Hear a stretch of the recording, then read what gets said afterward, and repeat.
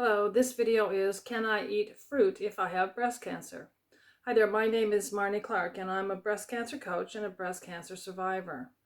So, have you been diagnosed with breast cancer and someone has said to you, you really shouldn't be eating fruit? If that's the case, leave me a comment down below this video. I'd really like to know about it. I've got some really important information for you in this video, so please stay tuned right up to the end so that you don't miss anything important. So, why might you be told not to have fruit if you've got breast cancer? It's the fructose, the fruit sugar that is within the fruit, and that's why people, whoever it is recommending that you not eat fruit. But it's just faulty advice, and it's not that simple. And let me explain, and I'll show you why. So one of the biggest reasons we are told not to eat fruit, or to eat it sparingly, is that cancer cells absolutely love sugar. Just Google the Warburg effect if you want to have a deeper appreciation for how it all works. But here's the thing. All cells require sugar, glucose, for their fuel. Another thing is that even if you ate zero sugar or carbohydrates, and that's not recommended by the way, your body will still make sugar from other sources, including protein and fat. That's just the way it works. I used to buy into this whole idea of minimizing fruit intake when I was going through breast cancer. I told myself that I'd get back to eating fruit once I was well and healthy again, which I did. But I've learned some surprising things during my studies as a breast cancer coach. Let me tell you just one story.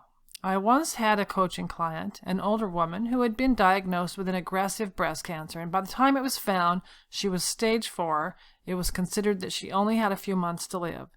This woman was immediately started on chemotherapy and a targeted drug for her type of breast cancer called Herceptin. After one dose of the chemotherapy, she cried a halt, saying, "This is not quality of life." She felt absolutely awful and went home basically to die. She just rested in bed for days. Interestingly, after this period of fasting, she began to feel better. Coincidentally, this woman lived on a fruit farm in New Zealand, so she began to eat fruit, lots of it. She said to me, "Marnie, fruit was all I wanted to eat." Her doctors allowed her to stay on the targeted drug Herceptin without the chemotherapy drug, and before long she began to feel better, much better. When she went back for the next scheduled scan a few months later, she was found to be cancer-free, and she's still with us today. But please know, I'm not advising you do the same. Everyone is different, and this is only one person's story, but it really made it clear to me how protective and powerful fruit can be. And it's all about those phytochemicals. Over the past few years, I've been reading as much research as I could get my hands on, all about fruits and vegetables and the protective phytochemicals that means plant-based chemicals, that they have in them, especially with regard to breast cancer. As I began to compile this research for a course I was preparing, I came to realize something quite fantastic. Rather than there just being a couple of different phytochemicals that give each fruit its anti-cancer power, there are an immense array of them, dozens of them, in every single piece of fruit. It's the combined synergy of these anti-cancer phytochemicals that offers such good protection for those who are fighting breast cancer and all sorts of cancer, really. Let's look at Ellagic Acid. It's a potent cancer inhibitor. It is an important antioxidant, anti-inflammatory, anti-mutagenic, which means it protects your genes. It's neuroprotective, which means it protects the nerves, which is something really crucial if you're going through chemotherapy. It inhibits proliferation, which is the rapid growth of cancer cells.